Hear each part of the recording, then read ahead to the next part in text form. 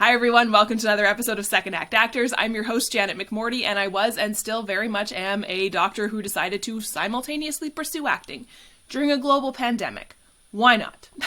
This is episode number 6, and I am so excited for today's episode because I have on my very first fellow doctor actor. Dr. Francesca Decker is my guest this week. She is a public health physician family doctor who moved all the way to LA to pursue a career in acting. She's a phenomenal speaker, an incredible writer, and very, very talented actress. She puts a label on something that I've been struggling with a lot during my acting career, and I know a lot of other people can relate. We doctors love to put labels on things, right? We love to diagnose. And it actually feels kind of good to have a label, to have a diagnosis, to say, yes, this is what is impairing my ability as an actor. So I'm not going to tell you what the diagnosis is because you're going to have to watch this episode. But the big thing that I find, and I know people can relate to this, right? You feel the emotions deep within you, the emotions that you're supposed to be putting on the stage, on the screen. Fear, sadness, loss, anger, stress, happiness. They're there. They're bubbling up inside, but they're not coming through on your face. I'm so excited for you to watch this episode or listen to this episode because she gets into it, and it has really, really impacted me as a doctor, as an actor, and as a human. Please enjoy Dr. Francesca Decker.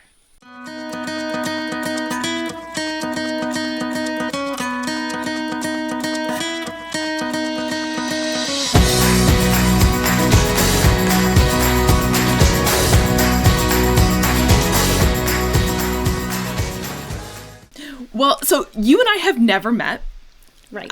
But I heard your podcast on the Audrey Helps Actors podcast right at that beginning of the pandemic. And awesome. It was so awesome. Well, the podcast was awesome. Being the pandemic was garbage, but yeah. And I thought when I was making a list of who I would ideally love to have on this to chat with, I was like, oh yes, Francesca, she had that amazing, that episode was so great. I think you brought a lot of calmness and stillness to, I think, what was a very chaotic time with a group of very chaotic entertainment industry individuals. Well, thank you. I really appreciate that. I was so excited because I love Audrey's podcast. Mm-hmm. So I saw her, posting on Instagram about COVID, and she was sharing a lot of resources for actors to make money, but she wasn't sharing much about the actual information for COVID. And I was like, I'm just going to put a message and she'll probably ignore it and whatever. But I posted a message and I was like, hey, I'm a doctor and an actor and I'd be happy to talk to you about what's going on. And she replied and I was like, oh my God, Audrey replied to my message. I was so excited. I was so nervous for that interview. And I was only able to listen to it once and I kind of had to cringe throughout it. But I haven't been able, I don't think I'll ever listen to it a second time, but I do feel like there were a few things I said, because I know she was like, so we'll be back in a month or so, right? And I was like, about that. So hopefully a couple pieces that, stood the test of time reasonably well. But yeah, I think the biggest thing that I noticed, I listened to it this morning, parts of it this morning. Oh, wow. The best part, well, and I think that was the second or third time I'd listened to it, but the parts I really liked were you explained science so well. And there was one part where you're like, oh, I'm sorry, I should probably dumb it down. And Audrey's like, no, keep your science brain.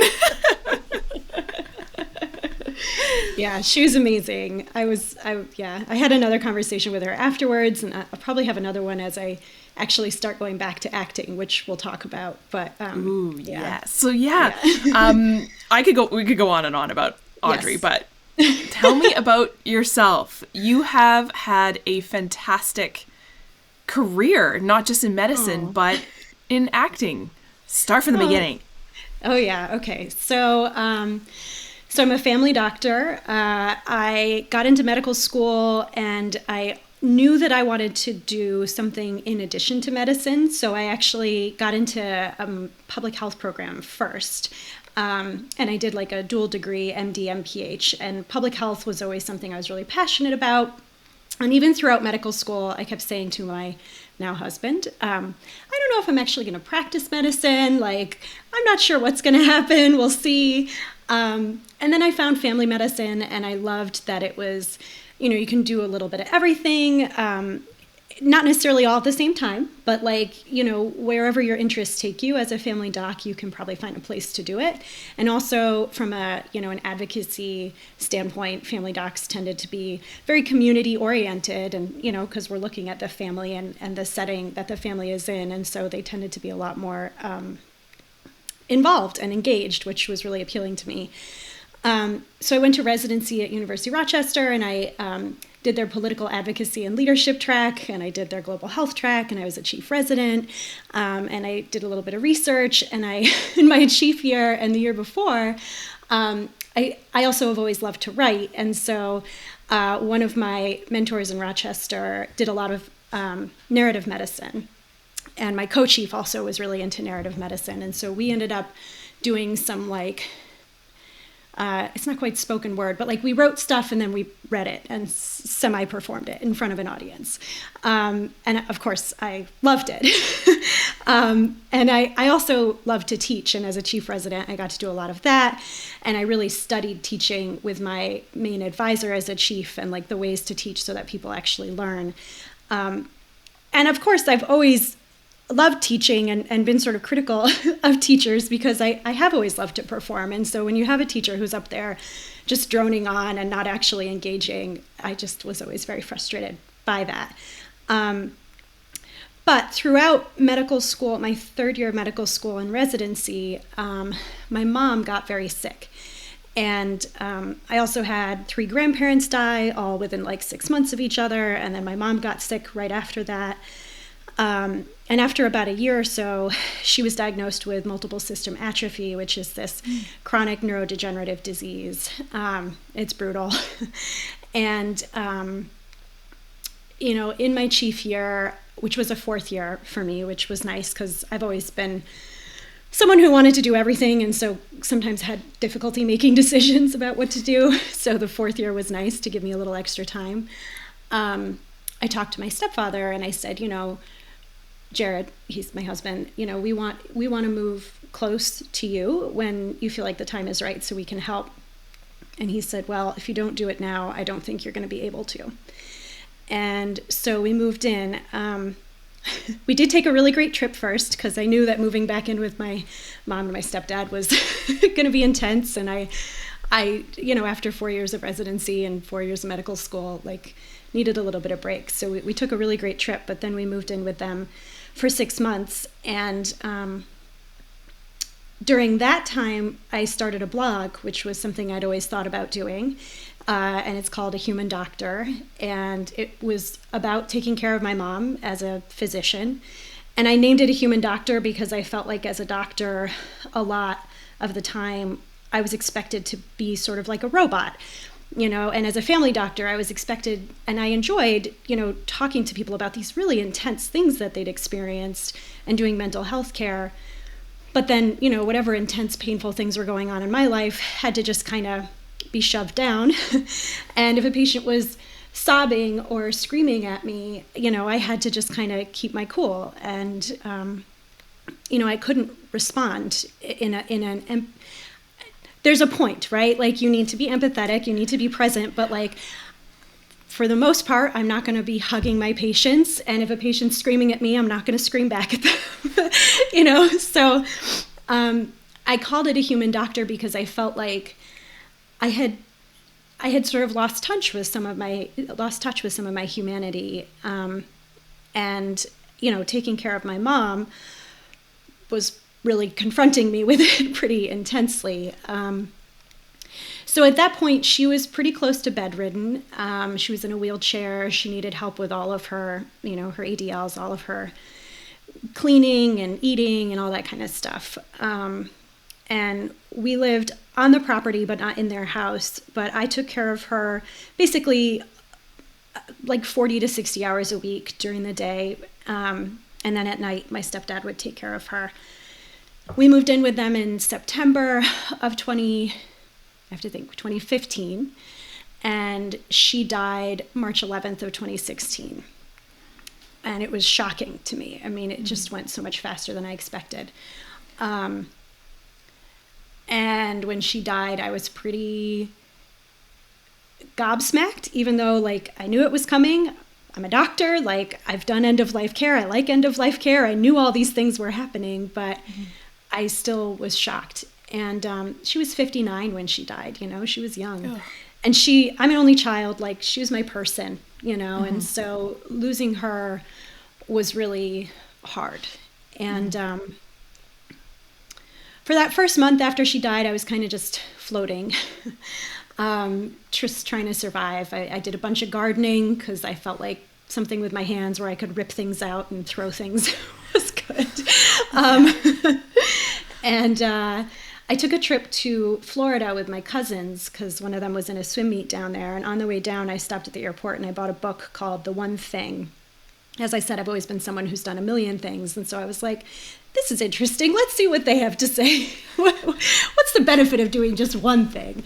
And I really liked the way that they talked about the power of focus and persistence. And, you know, Malcolm Gladwell talks about this, the concept of the 10,000 hours and all that. And I started learning about some of that as a chief. And I really, as a chief resident, just started to come to terms with the possibility of failure and realize that, like, I was somebody who had been very fortunate and not had a ton of failure growing up, which is actually not a good thing, because then when I got to like college and med school and residency, if I failed, I just was like, oh, I guess that means I shouldn't do this thing.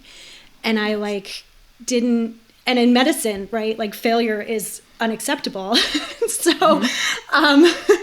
And so it was a new concept to me that like actually lots of successful, whether they're entrepreneurs or artists or clinicians, right, have had to fail in order to succeed.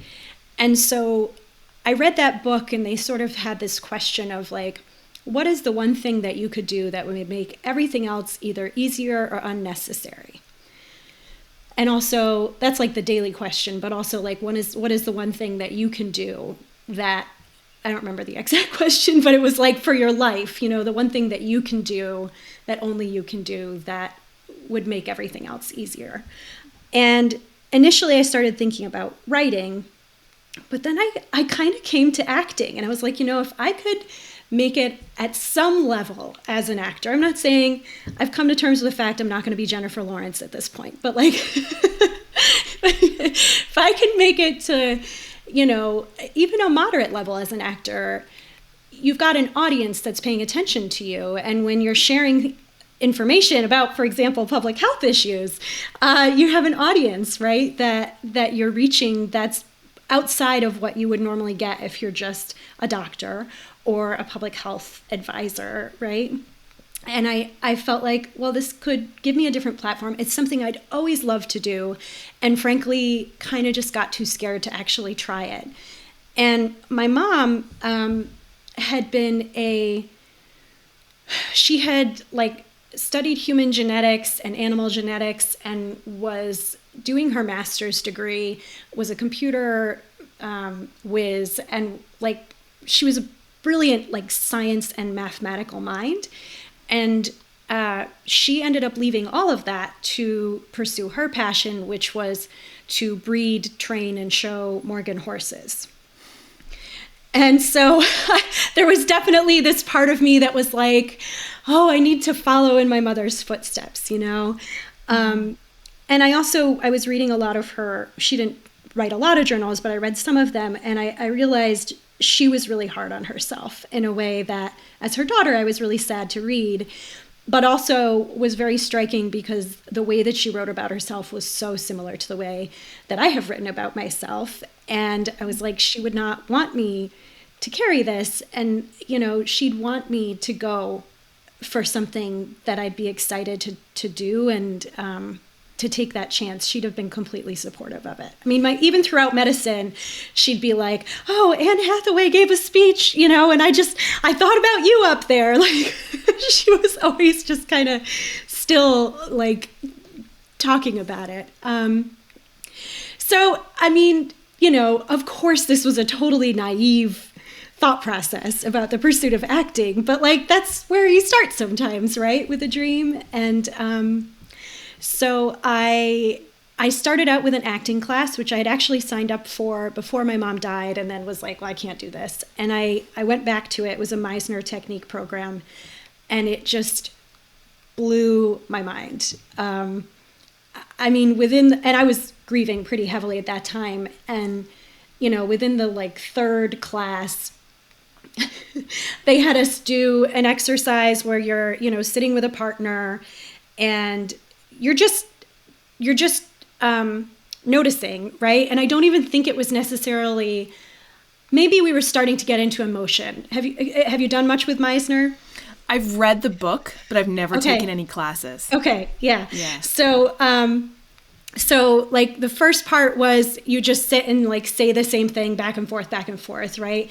And then the next step is you say things like, your shirt is blue, until you're pinched, right? To notice something else, but you're still keeping it objective. And then I think the next stage after that is starting to try to notice body language and emotion and stuff like that. And I think my partner made some comment about, you know, your shirt is blue or something. And I just was like, kind of paralyzed. And my teacher was like, what's going on? And I was like, and I was like, I feel, you're making me so sad. And I just started crying.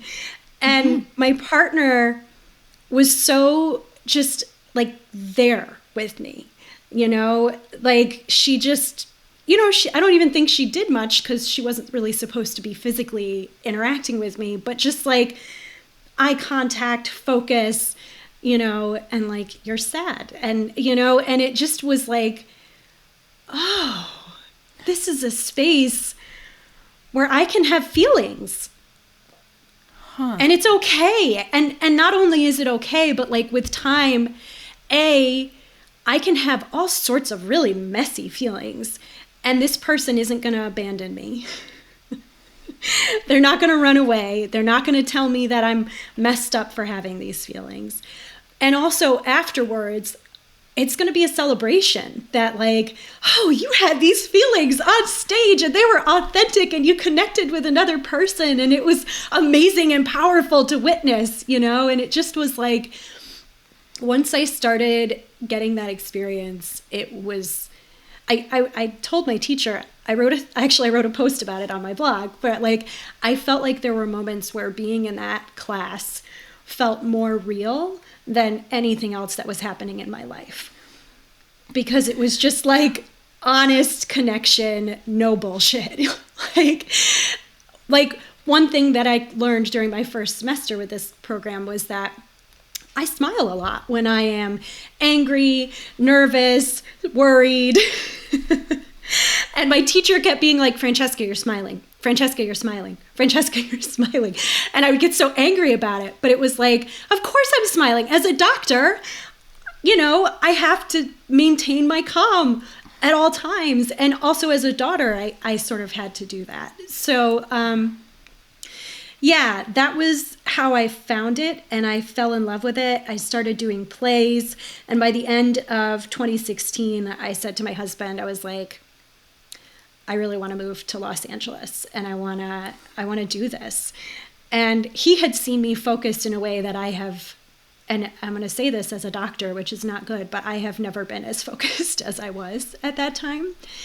And so we talked about it and, you know, it took a lot of discussion, but eventually he was like, okay, you know, let's do it. And so 2017, I finished that Meisner program. It was a 5-semester program.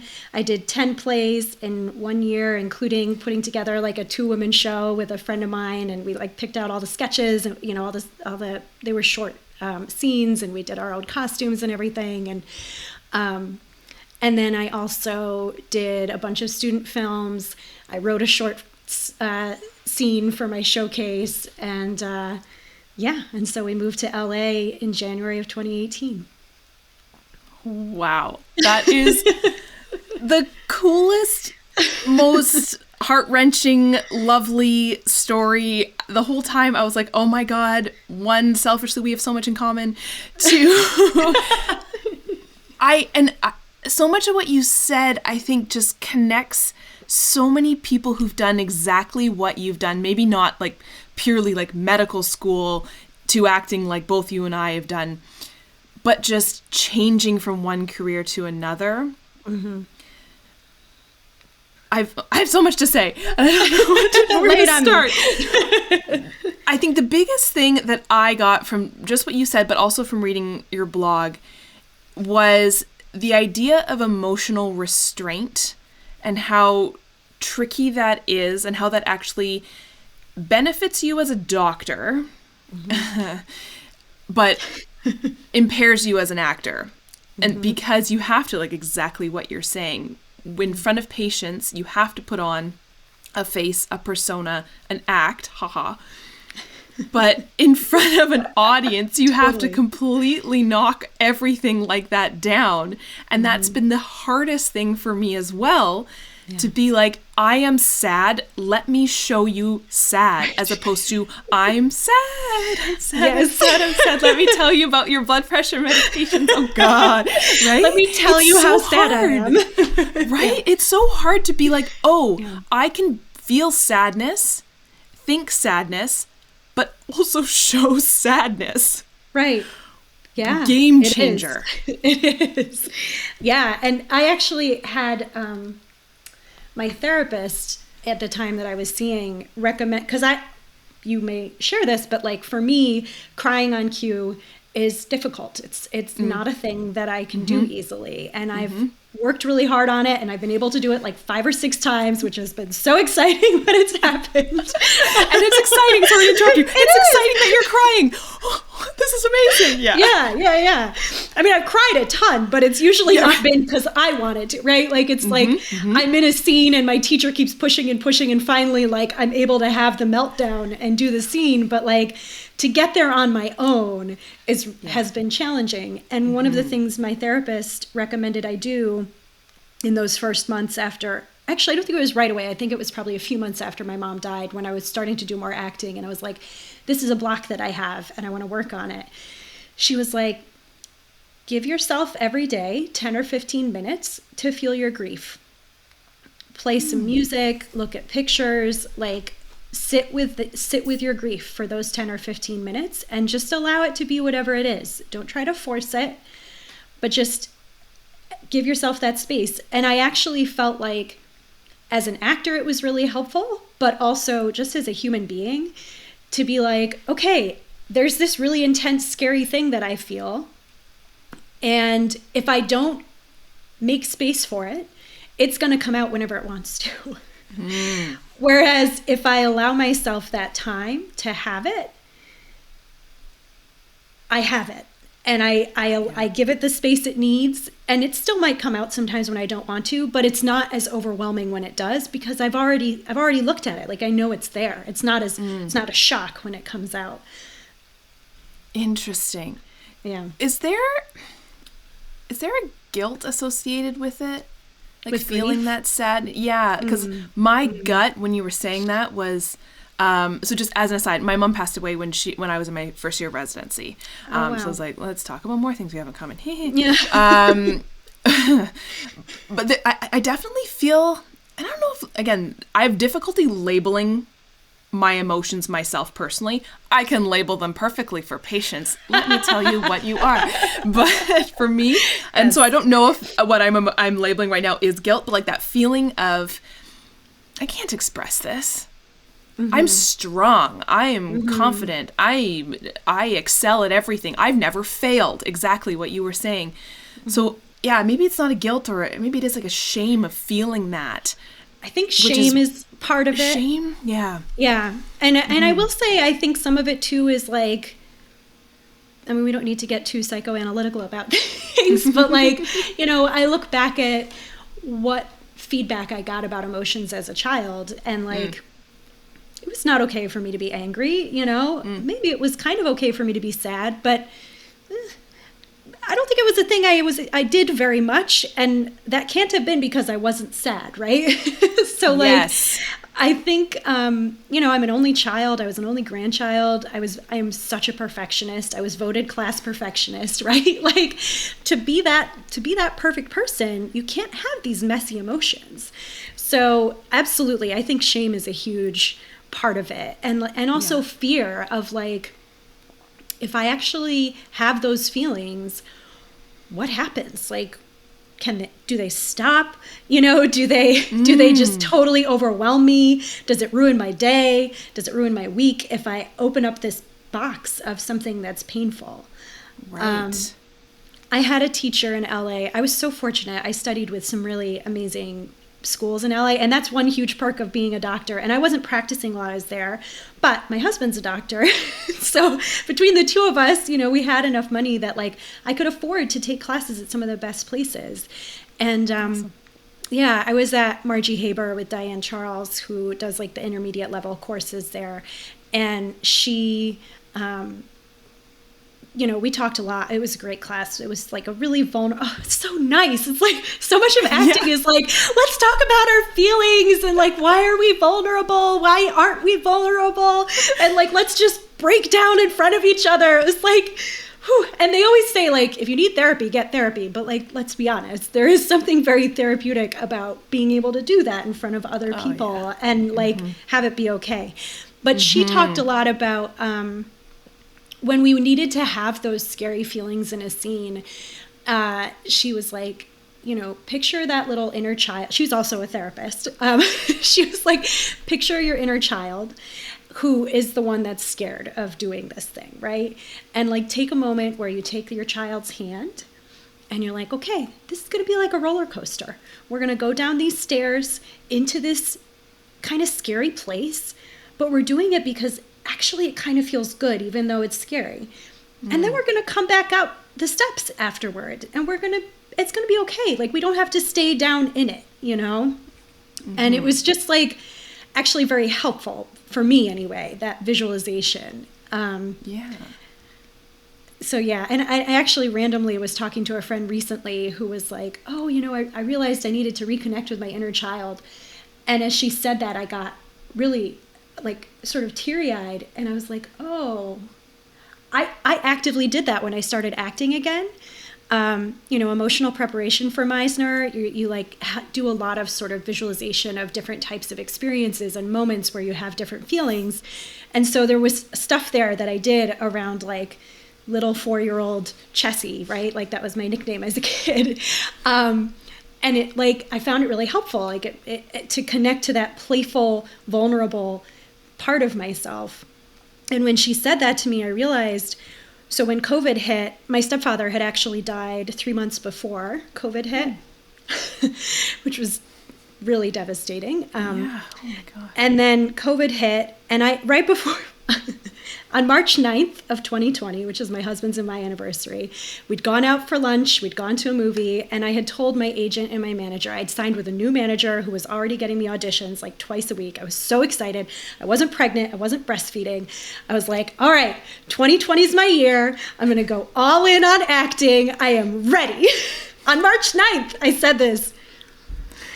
So, life. And then, you know, not life, the world, right. But right. And yeah, so as COVID, like as it became clear that we were not going to get a handle on it and it was not going to get better anytime in the near future, I started to think about my daughter and our family, all of our families on the East Coast. And I was really worried that they weren't all going to make it through COVID. My grandfather actually died, not from COVID, but he died that summer before we got back here. And so, you know, I felt, we'd always sort of thought we would come back to the East Coast, but I felt like we needed to do it sooner rather than later. But I realized in talking to my friend about the inner child the other day, I think in making that decision, I kind of just shut the door on my inner child, and I haven't looked at her since. And so when my friend brought that up, I was like, oh, right. That like playful, vulnerable, human part of me is just, she's been hibernating. So I'm excited to, we're planning to move down near New York City this year. And I'm really looking forward to like reconnecting with her a little bit and giving this acting thing another shot, in a new place. But it's a little scary, but I'm excited. Yeah. That's great. It just took a pandemic to go shift. Yeah. Why not? Yeah, it's fine. It's fine. I did start practicing again, so that was one good thing. When COVID hit, I was like, I'm a doctor with a MPH. Like, this isn't the time for me to be acting, right? Like, I need to be helping. I feel that guilt. Oh, yeah. It was big. Need to help. Big guilt. Yes, my job to save the world. Absolutely. So, I tried, and that's fine. I've started practicing again, which is good. And I'm hoping that, like, I was thinking about it, so if medicine was the first act and moving to LA to act was the second act, this is either like an intermission or a third act to like transition into the fourth act. Nice. Which is where I'm actually able to like do all of it, I'm hoping, like practice medicine, write, teach, and also act. And, I don't know if it's going to be possible, but that's my hope, is that I can find a way to do all the things. Yeah, and mom. All the things. I have to mom too. And mom. Do you find with your perfectionism that most doctors I know have, because that's what keeps patients alive? Right. How do you feel? Because when you were just chatting there, so much about your life in medicine is so different from the acting part, right? Like, here was my box of medicine, but I needed that box of acting to get out of that box of medicine. Is there anything that you found that you were able to bring in from your medical career that was an advantage for you in acting? Yeah, I mean, I think as a family doctor, I had training in like psychosocial medicine. So I had some like psychology, psychoanalysis type of training. And so I definitely, like you said, right? Like I'm very good at reading other people's emotions. And I'm good at identifying them and I don't know what the right way is to say it. Like I'll have a reaction whether or not I allow myself to show the reaction. Right. So I think that like the ability to connect, and also as a doctor, being a very good listener, right? And like, so those were things that I think were helpful. Like I said, every acting class I took, maybe not everyone, but many of them would get into these intense conversations about feelings and mental health, and there's so much overlap between those things. And so I was often sort of like the mother hen that was sort of, either initiating or helping to sort of move the conversation along, not necessarily leading it every time, but just like having that background definitely gave me a lot of insight to share with all the people who are half my age who are in this industry and trying to navigate what can be just, I mean, it's hard. It is really hard. Yeah. And I think also it's not only your career, but your life experiences for sure, right? You've lived a life that, I've said this 50 times in this podcast. No offense to these people who are fresh out of theater school. I mean, like I keep saying, I'm a little jealous of them. Sounds like it's really fun. But you've lived a life and had life experiences, you've had trauma.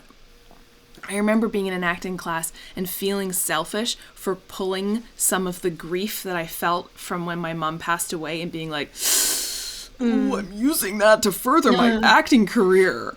I remember my teacher being like, no, that is your story. That's your life, right? That's part. And same with you, right? Of course, you're going to mother hen these people because you've lived this and you want them to be like, either one, do what I did or don't do what I did. Let me tell you.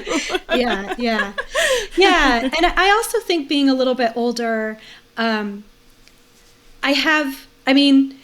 I will say being pregnant in LA pursuing acting was really hard. It was the plan. I was on board with it. It was what I wanted.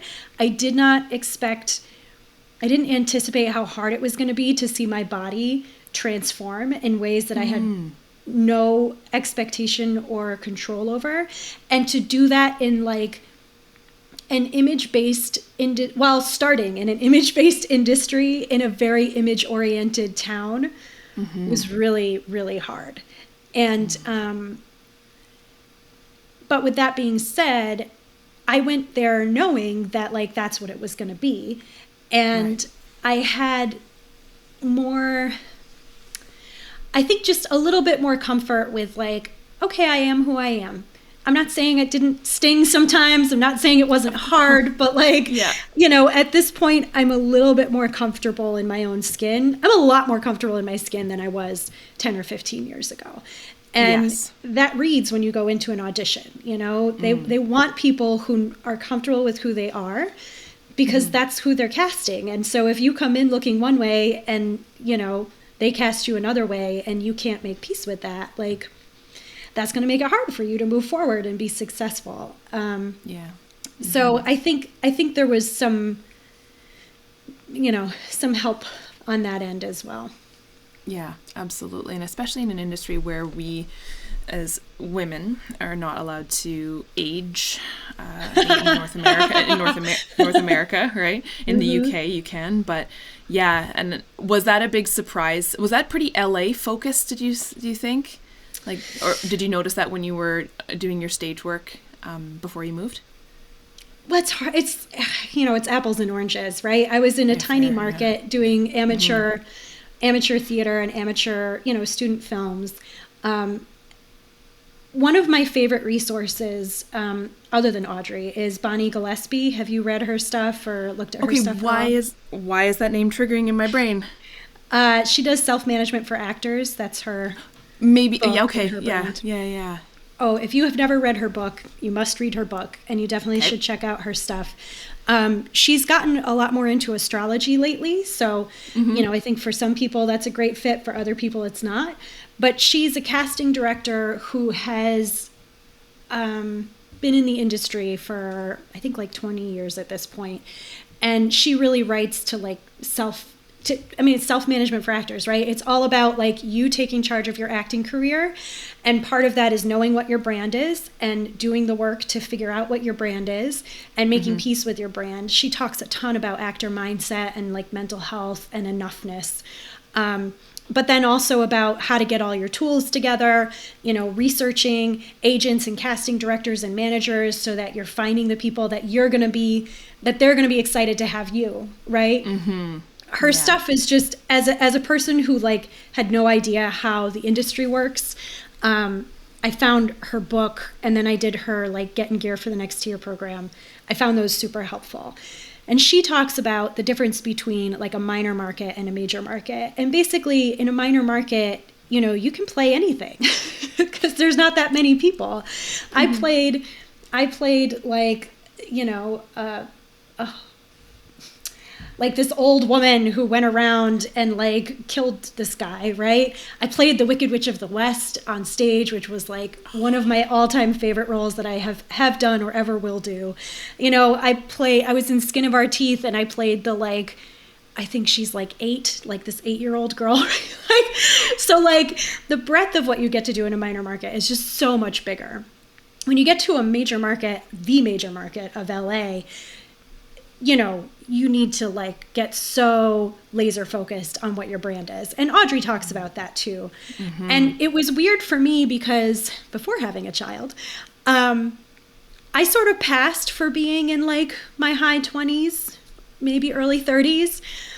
But that was actually kind of hard because there were a lot of women who sort of look like me who are in that age group and who have a ton more acting experience than I have. Right. And so I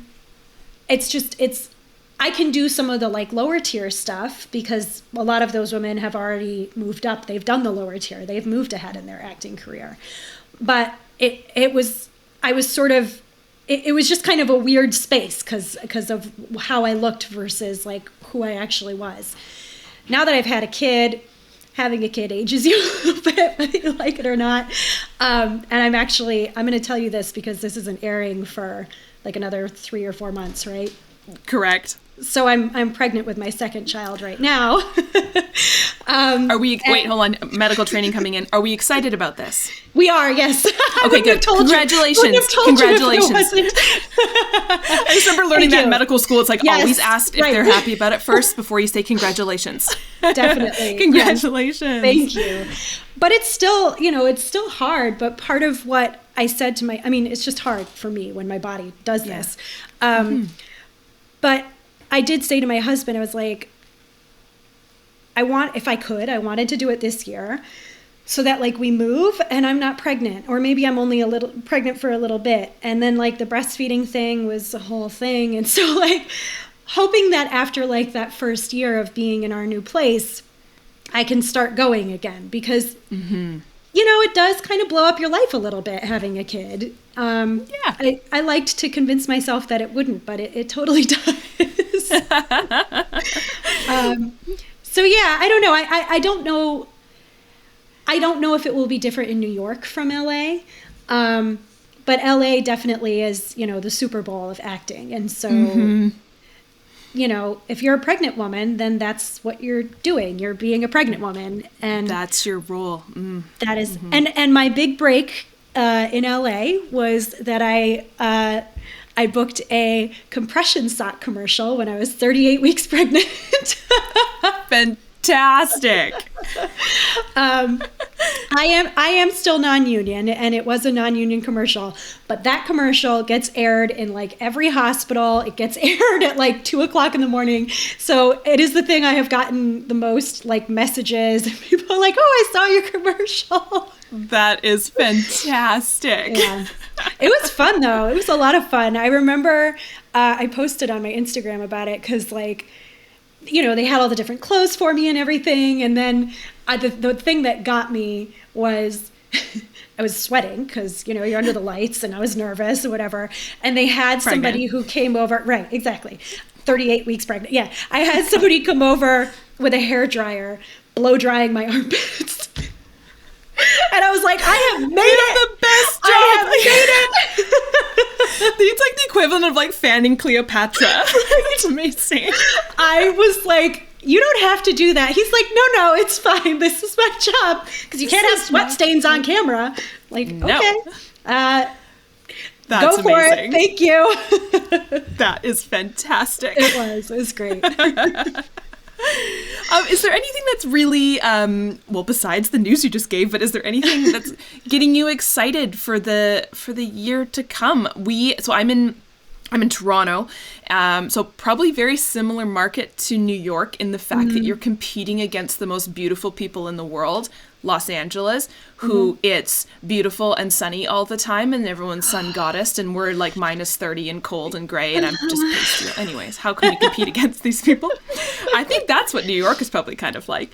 But is there anything that you're getting excited about for the year 2022, which will be your year? Screw you, 2020. Thank you. Yes, thank you. Did you hear that song, Fuck You 2020? No, but I want to. You need to look it up. It's totally like, it's what the college kids or whatever were listening to. But my friend sent it to me. But my friend sent it to me and I was like, yes, everything about this song, yes.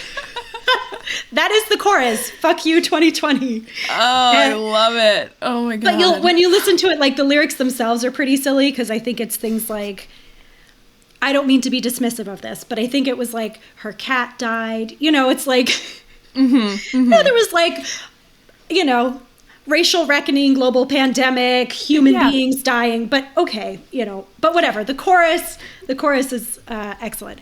So 2022, the weather here has also been terrible. I'm in Ithaca, New York. It is known to be cold and snowy. Anywhere from October to May, basically. Yeah, us too. Yeah, it was 5 degrees this morning when I took my daughter to daycare. I was like, oh, what is that in normal human speak? Celsius, what is that? Minus something. Yeah. No, I think it's like minus 20 or something like that. Like that's really cold. You're asking me a hard question that I don't know the answer to. It's okay. It's cold. It's cold here too. It was cold. It was really unpleasant. So about a week or so ago, it was snowing.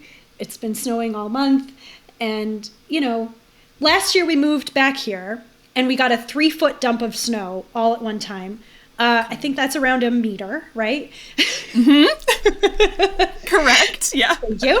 The one thing we understand in the rest of the world is height and weight being feet and inches and pounds. Like if you ask me what my weight is in kilos or my height is in meters, I'm like, I have no idea. Anyways, yes, 1 meter. That's a lot of snow. It was a lot of snow. But like we'd just come from LA and it was all at once, and there were a couple other big snows, but it didn't feel like it was snowing all the time. This winter, it's been snowing a lot, like frequently. Mm-hmm. And I just have been longing for Los Angeles. And so about 2 weeks ago, I texted my husband and I was like, we need to go somewhere sunny or I'm going to lose my mind. Like between COVID and being pregnant and being in the Northeast, like we haven't really been seeing very many people. We haven't been doing very many things. And like the things that we love to do together were go to movies, go out to dinner, have people over. Like we like to entertain. Yeah. So we bought tickets to Puerto Rico and we're going in a couple of weeks and I am extremely excited. Oh, that'll be amazing. Yeah. And like we're going to buckle down before we go so we don't get COVID before we go. And we'll do N95s on the plane. And they do a lot of masking there. We're still going to do our best to be safe with everything because, we're doctors and I'm pregnant. Yeah. But like mental health sometimes has to play an important role. And we are very privileged and fortunate that we are able to do this. And it's sort of our baby moon too, because, we're not taking her with us. She's going to stay here and we're going to go. Oh, good. Just have some time. Yeah. You and your spouse. Yeah. So it sounds like you have a really wonderful support system. Yeah. Which is just wonderful. Yeah, I do. I mean, I think for some of my family, it's been hard, especially having me move far away was hard. But but they've all understood it for sure and been supportive of it. My husband has been awesome. He has been. And I get tired of saying that because everyone's like, oh, your husband's so amazing. But like we work really hard on our marriage, and we have a lot of conversations. And when I got pregnant the first time, I sort of said to him, I was like, I'm really nervous that this is going to mean that anytime our child is sick, I'm the one that's going to have to stay home because I'm acting and it's not as important as doctoring. And that was part of why we had our daughter in daycare, because I was like, even though I wasn't making money as an actor, I was going to classes, I was getting auditions, and like that's what it is for those first years. And, if I had to stay home with her, which I did sometimes, but if I'd had to do it all the time, it would have just been a lot harder, and a lot of people do that. A lot of people don't have kids, which was what I realized when I went to LA. It's like, oh, they have dogs. They have dogs instead of children because children mess everything up in the most wonderful way, but they do mess everything up. But no, I mean, there was one audition that I had, and actually I think it was a callback. And so I was really excited about it. And our daughter had to stay home because she was sick. And my husband, like we talked about it, and he's a hospitalist. So for anybody who doesn't know, that means he works in the hospital only. He doesn't have clinic patients. And it means that like he has to round and see all the patients in the morning. And then he has to be around for the rest of the day for things that come up. And most of the time he's sitting at a computer in the afternoon, putting in orders, looking at imaging, whatever. But so there's a little flexibility after he's seen his patients. And so he actually came home for like an hour in the middle of the day and he watched her so that I could go to my audition. And, awesome. It was great. And also like if the roles were switched, I think I would do the same for him.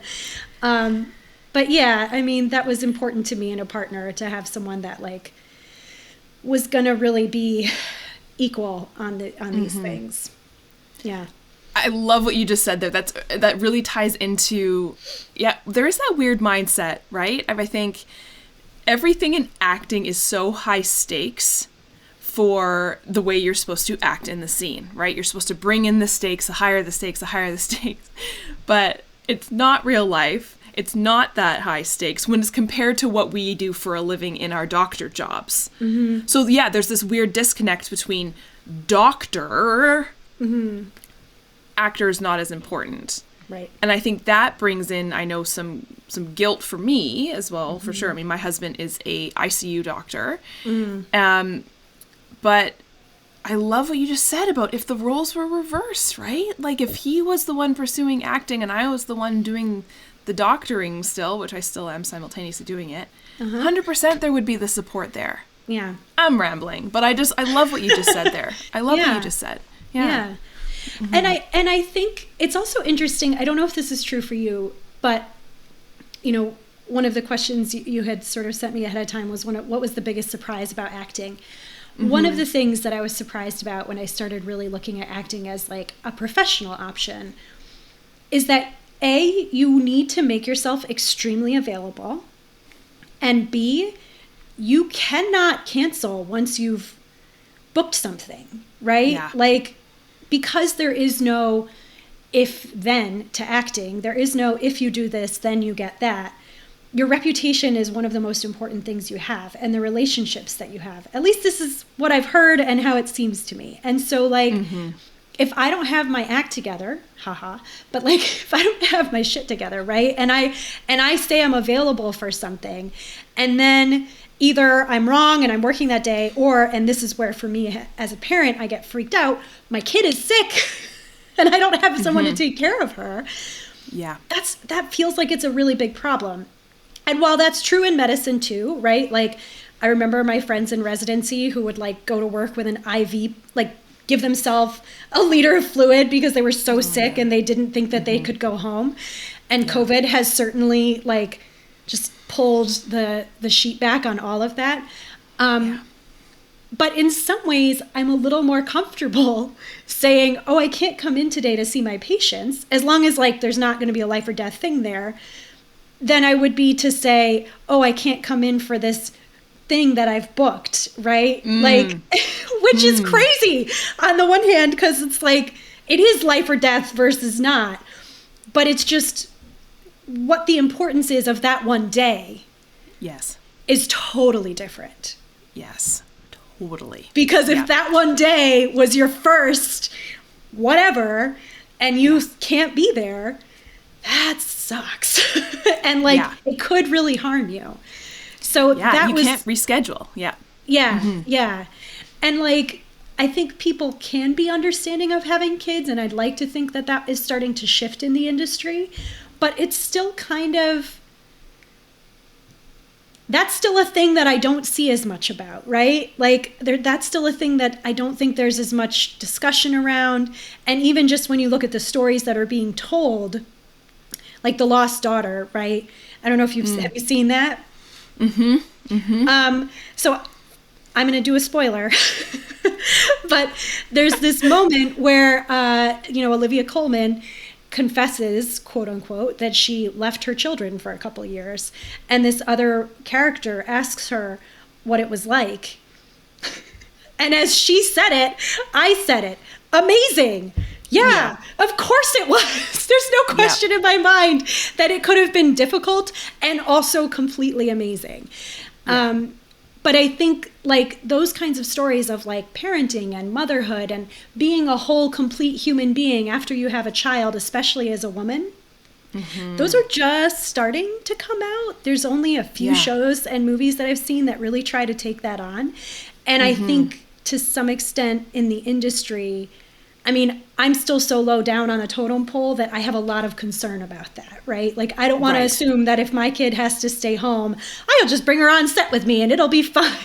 Like, or they'll rearrange it. It's okay. Oh, totally. We'll reschedule for the next day. Yeah. Not a big deal at all. I'm not costing them thousands of dollars, right? Like, it's just, it's an interesting...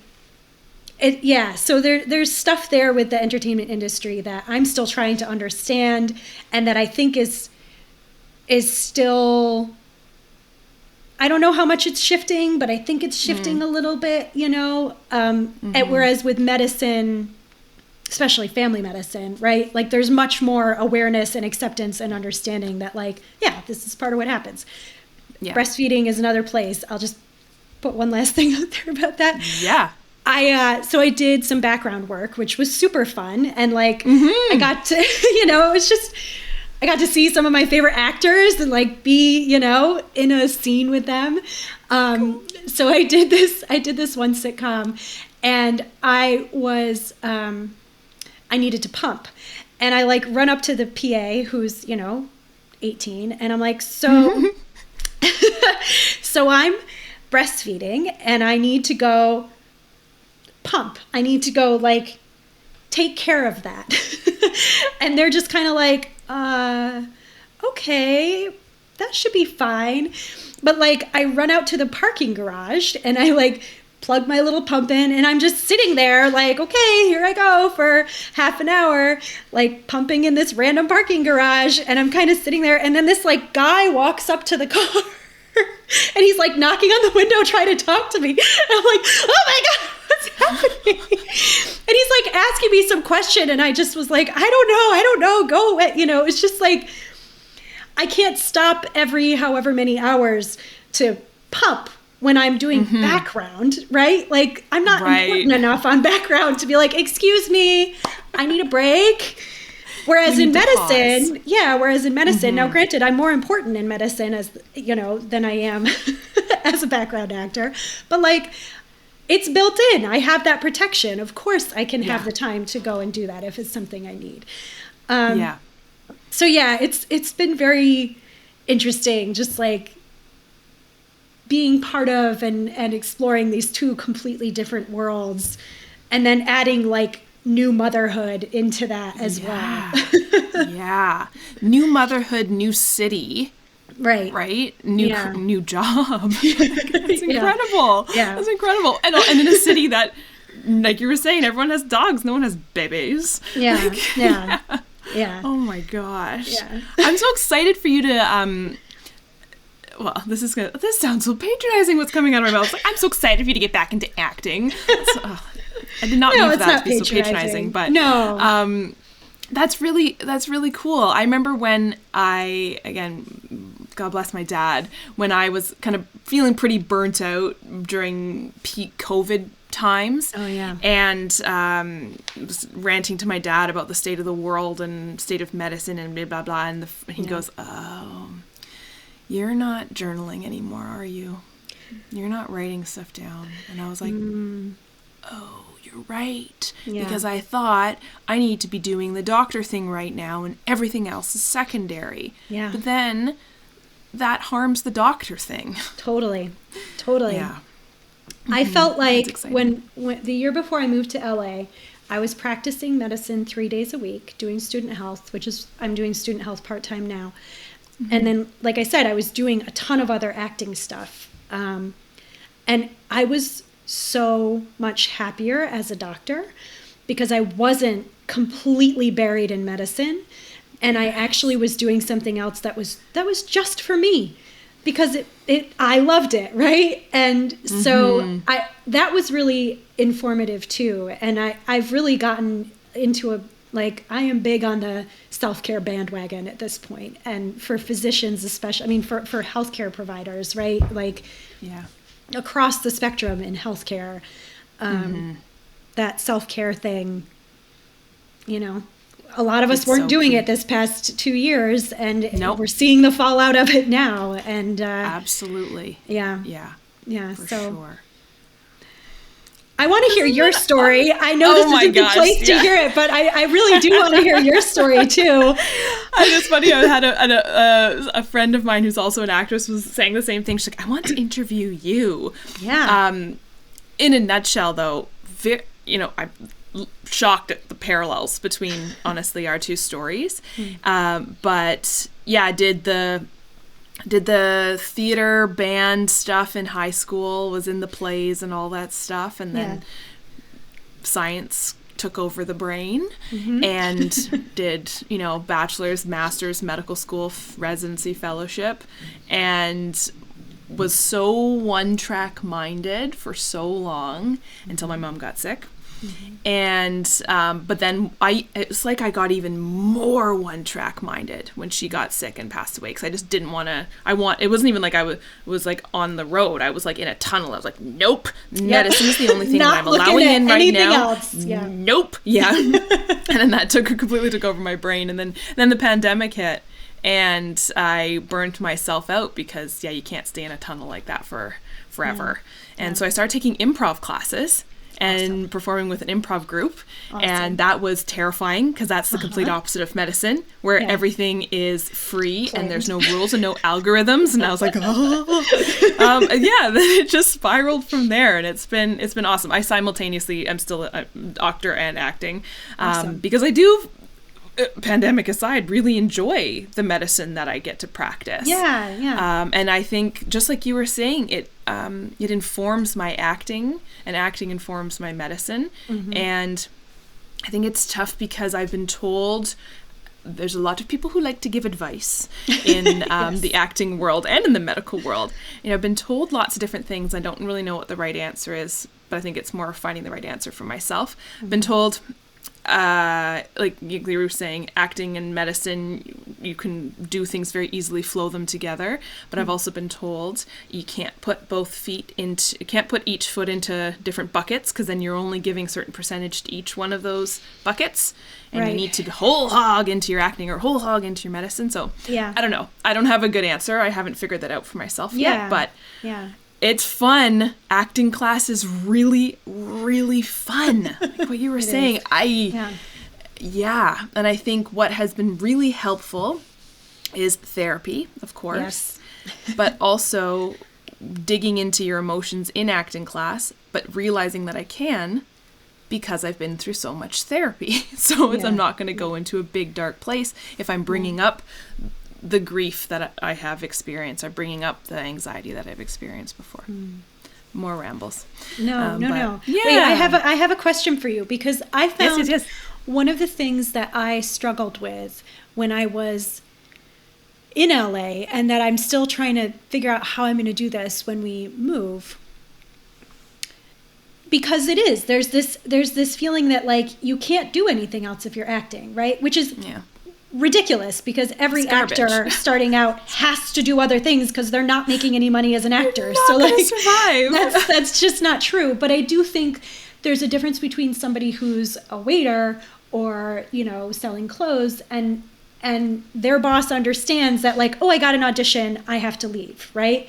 Those are jobs where, or like, oh, I booked a role, I quit, right? Like, yep. So I'm curious just how you are doing both of those things, because I didn't do medicine while I was there, because I couldn't figure out how to do that, and still I was scared that I wouldn't be available enough, which is totally my own insecurity, because I think that's kind of nonsense. Like, if I'm available 2 or 3 days a week, I'm available 2 or 3 days a week, and that's probably plenty. I mean, again, I've made peace with the fact I'm not going to be Jennifer Lawrence. I'm going to be happy if I get to a point where I'm like recurring guest star at this stage in my life, right? That would be amazing. Co-stars might be awesome for where I am right now, because it's just 1 or 2 days and then I'm done. So, like, I do think there's a way to do that kind of stuff and practice medicine, but I'd love to hear how you are doing those things. Yeah, not well is my answer. Fair enough. I think, well, because of the guilt that I feel, because of, patients get angry when you're not available. I do practice a very first world form of medicine. I am in sports medicine.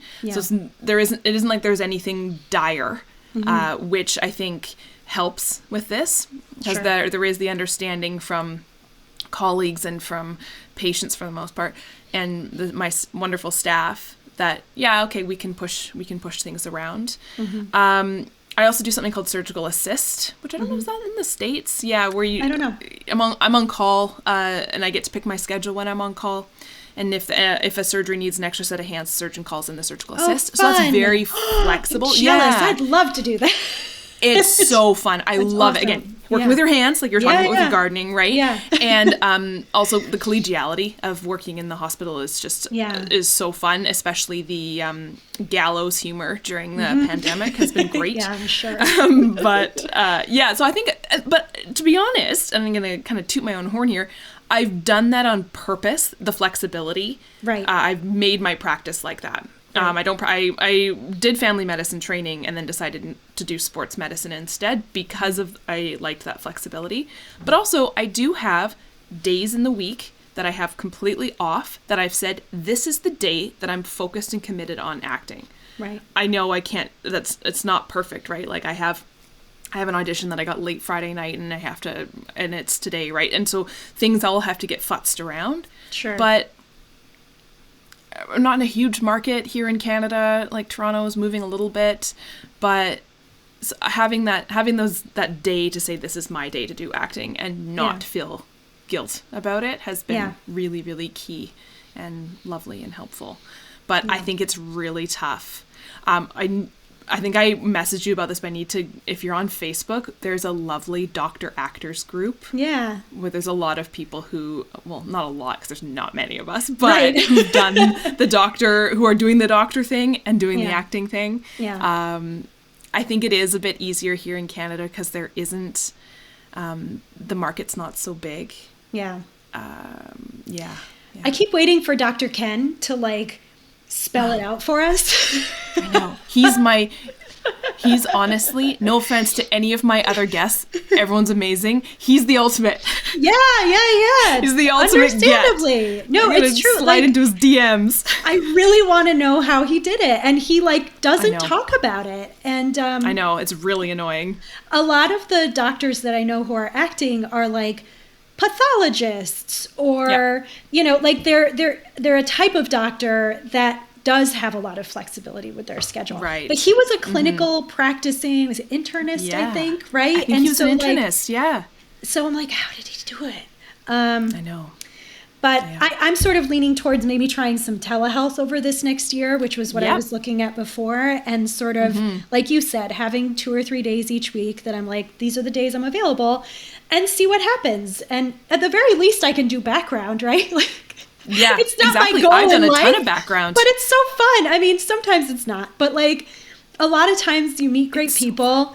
You get to be on set with some really cool, actors and see how it works. And I don't know if you're union, but for me, I'm this is one way maybe I can wiggle my way up to that union card. Oh, interesting. Yeah. No, I'm in the union here in Canada. So, of course, that means all the auditions go away.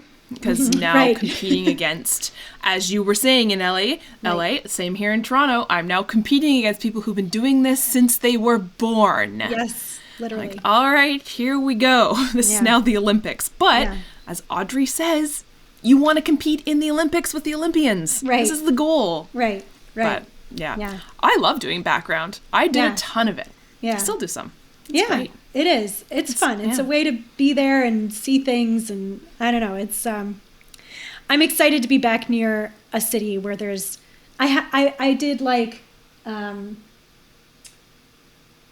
a sensitivity training video here for incoming students, that was good. And I enjoyed that.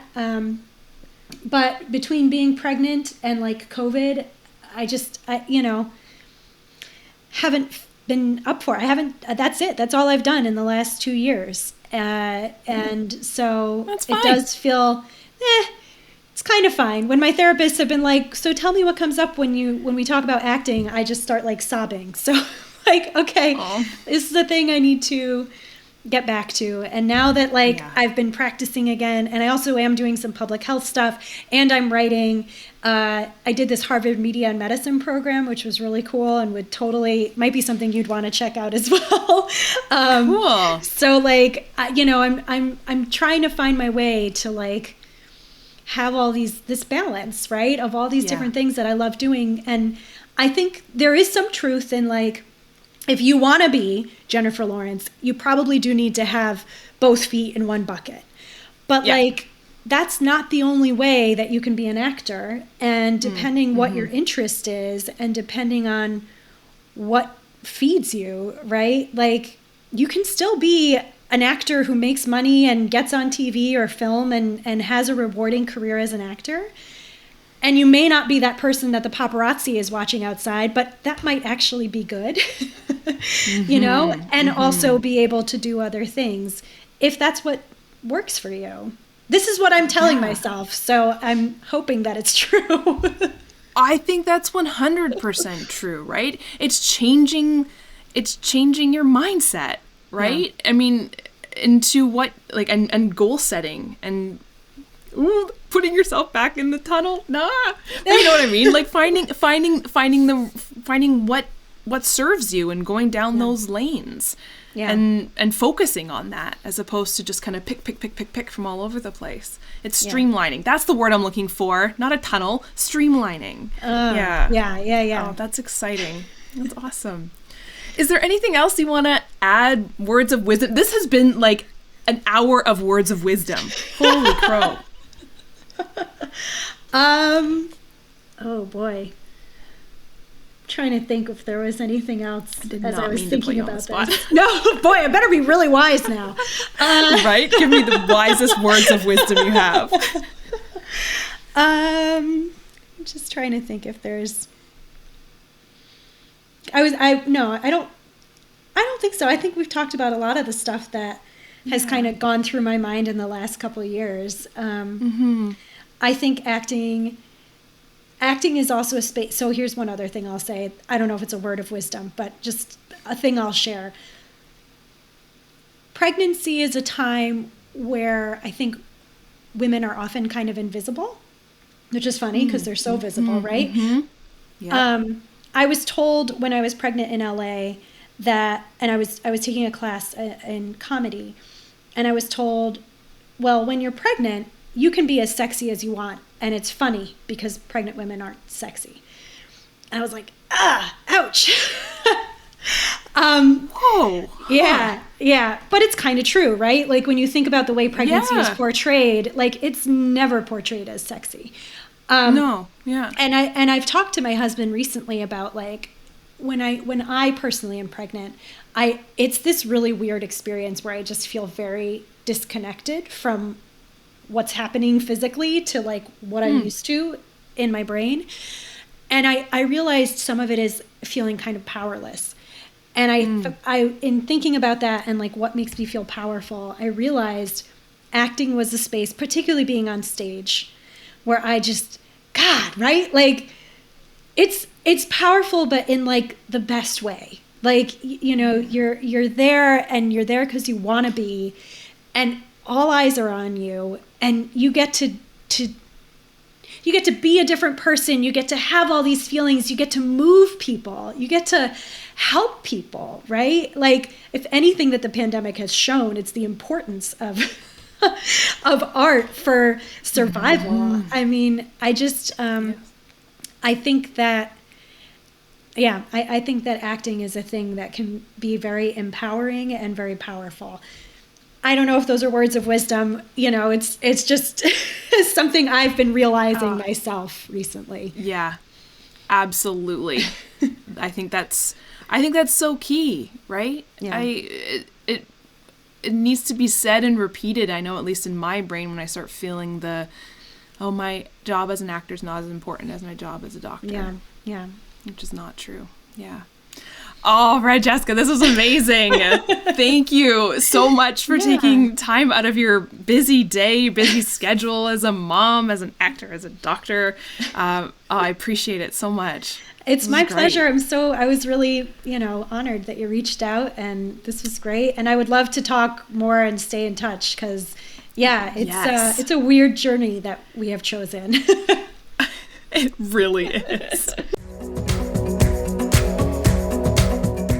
Thank you for tuning into this week's episode of Second Act Actors, and thank you, Francesca, for being my guest this week.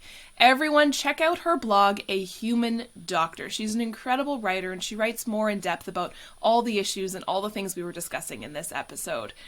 Also, I have a little favor to ask of everybody.